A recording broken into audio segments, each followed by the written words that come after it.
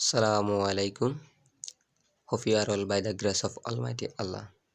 কথা না বাড়িয়ে আজকে আমরা স্পোকেন ইংলিশ ক্লাস 2 করব। চলো আমরা স্পোকেন ইংলিশ ক্লাস 2 তে চলে আসলাম। দেখো এখানে আমি চারটা বাক্য লিখেছি। আমি যাব, আমি যাব না, আমি কি যাব, আমি কি যাব না। প্রথমটা আমি যাব, আই উইল গো। আমি যাব না, আই উইল নট গো। দেখো উইলের পরে কি ব্যবহার করা হয়েছে, নট গো। আমি কি যাব, উইল আই গো। আমি কি যাব না, উইল নট আই গো। যখন প্রশ্ন করা হয়েছে তখন দেখো উইলটা আগে চলে এসেছে। উইলটা কোথায় চলে এসেছে, আগে। আর আমি কি যাব না, তখন কিন্তু নেগেটিভ প্রশ্ন করা হয়েছে, উইল নট আই গো। আমি কি যাব না। তো এখানে তোমরা খেয়াল করো, উইলটা কিন্তু আগে চলে আসে দেখো কোশ্চেন করার ক্ষেত্রে। এরপরে এখন তোমরা প্র্যাকটিস করবে কি দিয়ে, এটা দিয়ে গোটা চেঞ্জ করে তোমরা প্র্যাকটিস করবে। গোটা পরিবর্তন করবে কিভাবে, গো এর জায়গায় ইট দিবে। আই উইল ইট, আমি খাবো। আই উইল নট ইট, আমি খাবো না। উইল আই ইট, আমি কি খাবো। উইল নট আই ইট, আমি কি খাবো না। এই স্ট্রাকচারটা আশা করি বুঝতে পেরেছো। চলো আমরা সেকেন্ড স্ট্রাকচারে চলে যাচ্ছি। দেখো subject plus should plus verb 1। এখানে দেখো যখন উচিত কোনো কিছু হয় তখন হলো শুড। আমার যাওয়া উচিত, আই শুড গো। আমার যাওয়া উচিত নয়, না, আই শুড নট গো। এখানে নো লিখছে, এখানে নট হবে, সরি। তারপরে আমার কি যাওয়া উচিত, শুড আই গো। আমার কি যাওয়া উচিত, শুড আই গো। আমার কি যাওয়া উচিত নয়, শুড নট আই গো। দেখো এখানেও একই ক্ষেত্রে তোমাদের শুডটা কিন্তু আগে চলে এসেছে কোশ্চান করার সময়, আবার শুড নটটাও আগে চলে এসেছে যখন কোশ্চান করা হয়েছে। এখন তোমরা এটাকেও একইভাবে প্র্যাকটিস করবে। আই শুড প্লে, আমার খেলা উচিত। আই শুড নট প্লে, আমার খেলা উচিত নয়। আই শুড নট ইট, আমার খাওয়া উচিত নয়। শুড আই ইট, আমার কি খাওয়া উচিত। শুড নট আই ইট, আমার কি খাওয়া উচিত নয়। প্লে এবং ইট দিয়ে প্র্যাকটিস করবে এবং যে ওয়ার্ডগুলো তোমাদেরকে পড়া দিয়েছি ওই বাকি ওয়ার্ডগুলো দিয়ে তোমরা ক্লাসটি প্র্যাকটিস করবে। চলো পরবর্তী স্ট্রাকচারে। দেখো পরবর্তী স্ট্রাকচার লেখা আছে subject plus must plus verb 1। Must অর্থ আমি যাবই কোথায়। দেখো আই মাস্ট গো, আমি যাবই। আই মাস্ট গো, আমি যাবই। আই মাস্ট নট গো, আমি যাব না। আবারও এখানে কোশ্চেন করেছে মাস্ট আই গো, আমি কি যাব। এখানে আর বাংলা লিখি নাই, সামনেগুলোতে তোমরা বুঝতে পারছো, এখন থেকে বুঝতে পারো। মাস্ট নট আই গো, আমি কি যাবই না। এখন আবার এই গো এর জায়গায় তোমরা ভিন্ন সেন্টেন্স দিয়ে প্র্যাকটিস করো, ভিন্ন ভার্ব দিয়ে প্র্যাকটিস করো। আমি খেলবই, আই মাস্ট প্লে, আমি খেলবই না। আই মাস্ট নট প্লে, আমি কি খেলবো। মাস্ট আই প্লে, আমি কি খেলবো না। Must not I play. আশা করি এই স্ট্রাকচারটা বুঝতে পেরেছো। চলো পরবর্তী স্ট্রাকচার। পরবর্তী স্ট্রাকচার দেখো দেওয়া আছে ক্যান। ক্যান, ক্যান অর্থ পারি। ক্যান অর্থ আমরা কি জানি, পারি। তাহলে এখানে একটা জিনিস খেয়াল করো, আই ক্যান গো, আমি যেতে পারি। আই ক্যান নট গো, আমি যেতে পারি না। ক্যান আই গো, আমি কি যেতে পারি। ক্যান নট আই গো, আমি কি যেতে পারি না।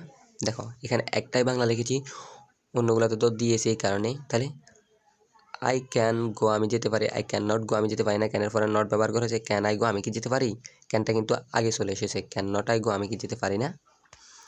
এরপরে দেখো এখানে তোমরা একটা জিনিস ইউজ করবে কি, ক্যানের পরিবর্তে কুড ইউজ করবে। ক্যানের পরিবর্তে কি ইউজ করবে, কুড। কুড অর্থ পারতাম, আমি পারতাম। আই ক্যান গো, আমি যেতে পারতাম। এই ক্যানের পরিবর্তে কুড ব্যবহার করবে। আই ক্যান গো, আমি যেতে পারতাম। I can not go, I could not go, এই ক্যানের পরিবর্তে কুড ব্যবহার করবে। আই কুড নট গো, আমি যেতে পারতাম না। কুড আই গো, আমি কি যেতে পারতাম। কুড আই গো, আমি কি যেতে পারতাম। কুড নট আই গো, আমি কি যেতে পারতাম না।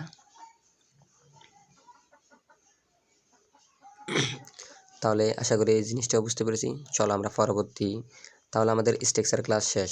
এই স্ট্রাকচার ক্লাস সবগুলো তোমরা খাতায় নোট করবে। এরকম আমরা প্রতিদিন ক্লাসে 5-6টা করে স্ট্রাকচার করব। 2-3 মাসে আমরা 150 থেকে 300 থেকে 400 স্ট্রাকচারের মতো দিব ইংরেজিতে কথা বলার জন্য। ইনশাল্লাহ আমরা সবাই ইংরেজিতে কথা বলতে পারবো। চলো আজকে আরেকটা জিনিস নিয়ে আলোচনা করবো আমরা, জিরান। জিরান জিরান। জিরান মানে হলো বার প্লাস আইএনজি। বার্বের সাথে যখন আইএনজি যুক্ত করা হয় সেটাকে বলে জিরান। বার্বের সাথে আইএনজি যুক্ত করলে সেটাকে কী বলে? জিরান। দেখো এখানে জিরানের আমি কিছু ব্যবহার লিখেছি। ডুইং, করিয়া করে। গোয়িং, যাইয়া যে। কুকিং, রান্না করিয়া রান্না করে। ইটিং, খাইয়া খেয়ে। গোয়িং, যাইয়া যে। এগুলোর অর্থ এরকম। জিরানের সাথে যখন আইএনজি যুক্ত করা হবে, অর্থাৎ বার্বের সাথে যখন আইএনজি যুক্ত করা হবে সেটা জিরান, আর বার্বের সাথে আইএনজি যুক্ত করলে এগুলোর অর্থ এভাবে হয়ে যায়। ঠিক আছে? এখন এই জিরানের ব্যবহারটা আমরা কোথায় করব? দেখো এর ব্যবহার, জিরানের ব্যবহার। ইটিং রাইস, ভাত খেয়ে আই সিট টু রাইট, আমি লিখতে বসবো। লার্নিং, সরি এখানে কে হয়ে গেছে লার্নিং, লার্ন হবে, কে এটা লার্ন হবে, অ্যাল হবে। লার্নিং ইংলিশ, ইংরেজি শিখে উই গট অনার, আমরা সম্মান অর্জন করি। ইংরেজি শিখে আমরা কী অর্জন করি? সম্মান অর্জন করি। তাহলে দেখেছো এখানেও আইনি যুক্ত করা হয়েছে, এখানেও আইনি যুক্ত করা হয়েছে। এটাই হলো জিরান। এটার ব্যবহার তোমরা এখনই দেখতে পেরেছো। এখন আসি আমরা পরবর্তীতে। দেখো জিরান কিভাবে আইএনজি যুক্ত করব, কিভাবে আইএনজি যুক্ত করব। সবগুলোতে তো আর ভার্বের সাথে শুধু আইএনজি যুক্ত করলেই হবে না, আইএনজি যুক্ত করার কিছু রুলস আছে। আইএনজি যুক্ত করার ফার্স্ট রুলস নিয়ে আমরা আলোচনা করব। দেখো ফার্স্ট রুলসটা হলো, যদি কনসোনেন্ট হয়, অর্থাৎ শেষের অক্ষরটা যদি কনসোনেন্ট হয়, তারপরে যদি একটা বাউল হয় থাকে, তাহলে আইএনজি যুক্ত করার সময় লাস্ট ওয়ার্ডটি দুবার হবে। আইএনজি যুক্ত করার সময় লাস্ট ওয়ার্ডটি দুবার হবে। এখানে যেমন দেখো কাট, কাট। এখন কাটের সাথে ছিউ ডাবল টি, দেখো আইএনজি। কাট আছে, শুধু আইএনজি যুক্ত করে না, ডাবল টি আইএনজি, একটা টি বেশি লেখা হয়েছে। কী কারণে? দেখো শেষের ওয়ার্ডটি এখানে আমাদের কি, আমাদের এখানে শেষের ওয়ার্ডটি হলো টি, আর তারপরে একটা কি বাউল আছে। যদি শেষের ওয়ার্ডটি কনসোনেন্ট হয় তাহলে টিটা একটা কনসোনেন্ট, তারপরে একটা বাউল আছে, এই কারণে ডাবল টি। তারপরে রানিং, দেখো শেষের ওয়ার্ডটি রান, অ্যানটা হলো কনসোনেন্ট, তারপরে একটা কিউ আছে, ইউ আছে, ইউটা একটা বাউল, এই কারণে কি হয়েছে এখানে ডাবল অ্যান হয়েছে। ডাবল অ্যান দিয়ে তারপরে আইএনজি যুক্ত করা হয়েছে। এরপরে চলো দুইয়ে, আবার আগে যদি দুইটি বাউল থাকে, যদি দুইটি বাউল থাকে কনসোনেন্টের আগে, তাহলে কিন্তু শুধু আইএনজি, ওয়ার্ড লাস্টের ওয়ার্ডটি দুইবার হবে না। যেমন রানিংটা দুবার হয়েছে, অ্যান্ডটা দুবার হয়ে তারপর আইএনজি হয়েছে, কিন্তু এখানে দেখো যেমন রেড, লাস্টের ওয়ার্ডটি কি কনসোনেন্ট, তার আগে ইটা একটা বাউল, এটা একটা বাউল, টোটাল কয়টা বাউল এখানে? টোটাল দুইটা বাউল আছে। এই কারণে শুধু রেডের সাথে আইএনজি যুক্ত করা হয়েছে। এরপরে চলে যাচ্ছি আমরা 3 নাম্বার স্ট্রাকচার। দেখো 3 নাম্বার রুলসে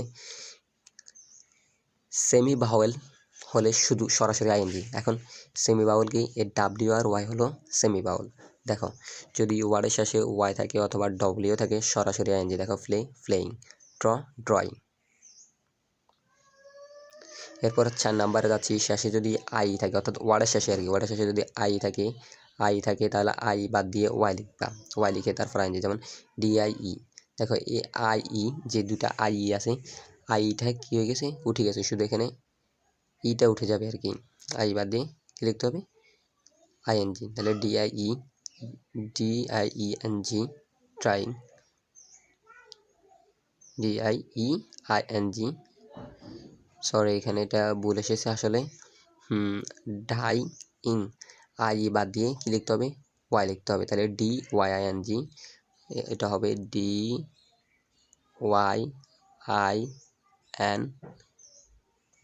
কারণ ওটা হলো শেষে যদি আই থাকে, আইটা বাদ দিয়ে ওয়াই লিখে আইএনজি, ট্রাই।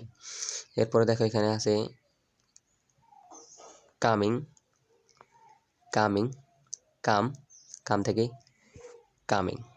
এটা হলো যাই তোমাদেরকে আমি বোঝাচ্ছি। দেখো 5 নাম্বার স্ট্রাকচারটা আরও সহজ, রুলসটা COME SAB, হ্যাভিং। দেখো শেষে যদি ইটা উচ্চারণ না হয় তাহলে ইটা বাদ দিয়ে আইএনজি, ইটা উচ্চারণ না হলে ইটা কামই আমরা বলি না, তাহলে কামিং, ইটা উঠে গেল। হ্যাভি বলি না আমরা, হ্যাভিং, এই কারণে হ্যাভিং যুক্ত হয়েছে। এগুলো জিরান ভার্বের সাথে আইএনজি যুক্ত করার রুলসগুলো। এরপরে দেখো আমরা চলে আসলাম কনভারসেশন ক্লাস।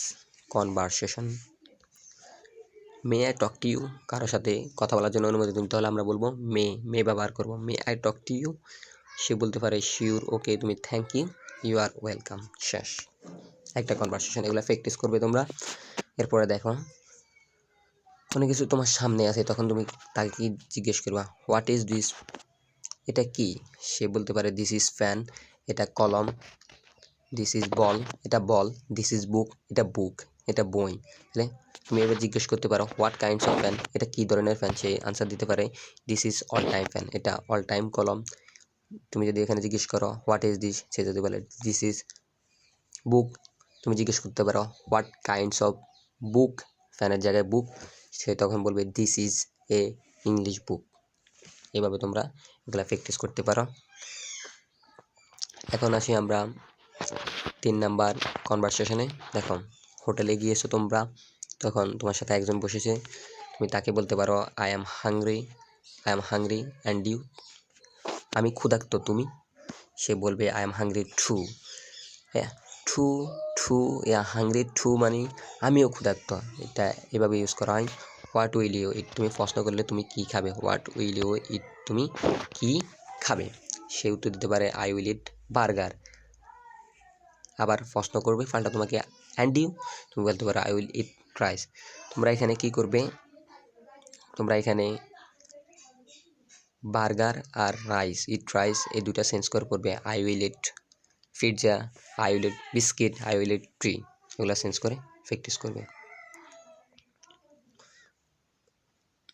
এরপরে দেখো আমরা চলে এসেছি একেবারে শেষে আজকের ক্লাসের পার্ট। তোমরা অনেকেই কোশ্চেন করেছো 3টা ওয়ার্ড, প্রেজেন্ট, ফার্স্ট পার্টিসিপল, 3টা। আমি যে ওয়ার্ডগুলো পড়া দিয়েছি সেখানে 3টা ফর্ম রয়েছে, 3টা ফর্ম কেন শিখতে হবে? দেখো ফার্স্ট ফর্ম আই ডু, আমি করি। আই ডিড, এটা হচ্ছে ফার্স্ট ফর্ম, মানে 2 নাম্বার ফর্ম। এ ডিড, এটা যখন ইউজ করব আমি করেছি। আর শেষ যেটা ডান, দেখো আই হ্যাভ ডান, এটা হচ্ছে third form, first participle form. এটা কখন ইউজ করবো? হ্যাভের সাথে ইউজ করবো, আই হ্যাভ ডান, আমি করেছি, অর্থাৎ কোনো কিছু মাত্র করেছি। যেমন আই ইট, আমি খাই, আই অ্যাড, ইটের ইয়ে হলো অ্যাট, ফার্স্ট টেন্স। অ্যাট, আমি খেয়েছিলাম, তাহলে আগে ভাত খেয়েছিলাম, আই হ্যাভ ইট, নাকি হ্যাভ কি eaten, I have eaten, I have eaten. ইটেনটা হলো কি eat ate eaten, first participle. তখন আই হ্যাভ ইটেন মানে আমি মাত্র খেয়েছি, মাত্র খেয়ে উঠলাম, তখন এই হ্যাডটা ব্যবহার করা হয়। আশা করি তোমরা ক্লাসটি বুঝতে পেরেছো। যদি ক্লাসটিতে এরপরেও কোনো সমস্যা থাকে কমেন্ট বক্স আছে, কমেন্ট বক্সে জানাও। এমন ভিডিওর ডিসক্রিপশনে আমার ফেসবুক লিঙ্ক দিয়ে দিব, তোমরা সেখানে আমাকে ইনবক্স করতে পারো। আমাদের মেসেঞ্জার গ্রুপ আছে সেট করার জন্য, তোমরা সেখানে যুক্ত হতে পারো। আর যারা আমার চ্যানেলটিকে এখনও সাবস্ক্রাইব করোনি, প্লিজ সাবস্ক্রাইব মাই চ্যানেল। আর যারা সাবস্ক্রাইব করেছো তাদেরকে অসংখ্য ধন্যবাদ। আসসালামু আলাইকুম, আল্লাহ হাফিজ।